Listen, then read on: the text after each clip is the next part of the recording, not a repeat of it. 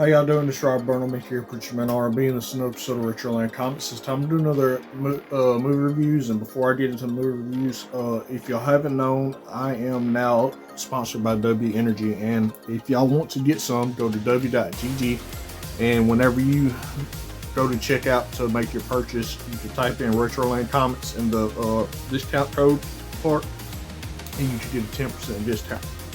And if y'all do that, that will help me and my channel and my comic books directly, and I would very much appreciate it. Well, what happens in this, what movie we're reviewing today is The Marvels. And what happens is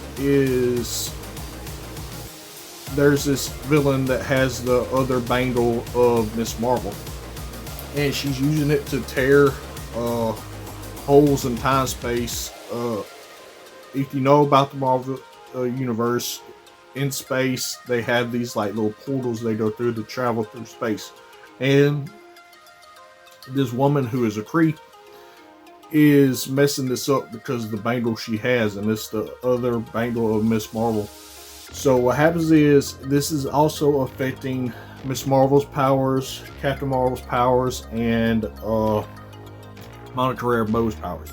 And every time they use their powers at the same time, they're switching in each other's spots. And what happens is Miss Marvel winds up going to where Monica was. Monica winds up going to where Captain Marvel is. Captain Marvel goes where Miss Marvel was.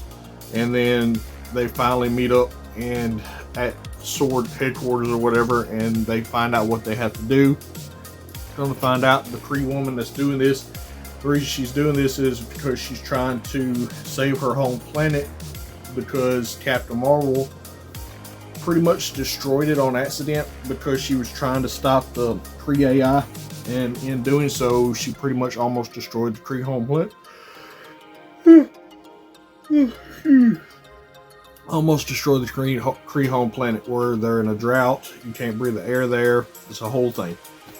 So that's the whole motivation of the villain in this movie, to try to save her home planet because of what Captain Marvel did. Well, what happens is Captain Marvel, Miss Marvel, and Monica have their final fight with the main villain, and the main villain winds up getting pinned down by this piece of metal of the ship, and she's stabbed. Well, Carol promises to rejuvenate her son, because the whole plan for the main villain is to steal Earth's sun to help her planet. Well, Captain Marvel agrees to regenerate their son with her powers, and then they get the piece of metal off the villain, and she tries to attack them, and what happens is she winds up getting both bangles, and then she breaks a hole in time space, and another universe is bleeding into the 616 universe. And what happens is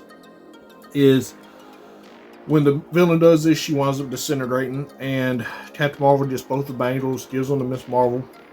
Miss Marvel and Captain Marvel wind up powering up Monica, and Monica has to go on the other side to the other universe to close off the portal, or close off the hole in the universes to keep them from merging or whatever.